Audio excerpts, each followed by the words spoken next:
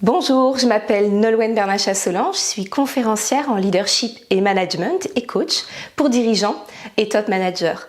Au sein du réseau Push and Plug, je propose un atelier qui me tient profondément à cœur et qui est un atelier sur l'étirement temporel, le stretching temporel.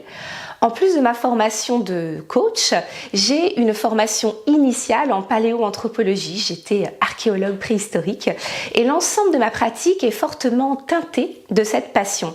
Dans l'atelier d'étirement temporel, ce que je propose, c'est un voyage dans le temps pour se réapproprier notre relation naturelle au temps. Car en effet, à l'heure actuelle et surtout dans nos sociétés, nos cultures de travail occidentales, on a limité notre rapport au temps à l'instant T.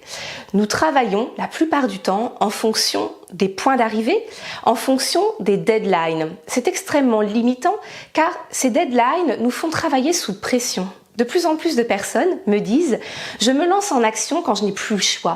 Je suis en dernière limite, je n'ai pas le temps de faire autrement, donc je me mets en action. » Et la vraie problématique, c'est que ça ne nous permet pas d'aller à la rencontre de nos vraies motivations.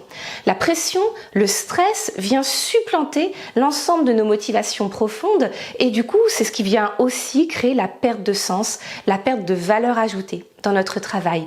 Donc c'est le premier point d'étirement sur lequel on travaille, c'est de cesser de ne travailler qu'à partir de l'instant T. La deuxième manière de pratiquer ce stretching temporel, c'est d'aller à la rencontre d'autres cultures, dans l'espace géographique, mais aussi dans le temps historique, qui ont vécu et qui ont travaillé la dimension temporelle de manière beaucoup plus riche que cet enfermement dans l'instant que nous vivons aujourd'hui.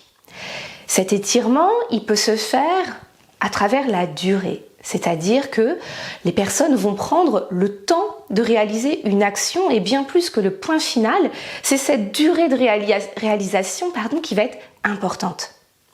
Une autre manière d'étirer le temps, c'est ni de travailler sur l'aspect final, ni de travailler sur la durée qui permet d'y aboutir, mais de se concentrer sur la séquence, la succession de séquences, la gestuelle qui permet de réaliser une tâche. Et donc, l'ensemble de ces méthodes permettent d'étirer progressivement et de cesser de subir cette pression de l'agenda. Enfin, une autre manière d'étirer le temps, c'est de cesser de le visualiser comme une boîte qu'il faudrait remplir, voire même bourrer à l'extrême et à l'intérieur de laquelle on ne peut plus respirer. Étirer le temps, c'est considérer le monde comme une médaille avec un endroit et un envers.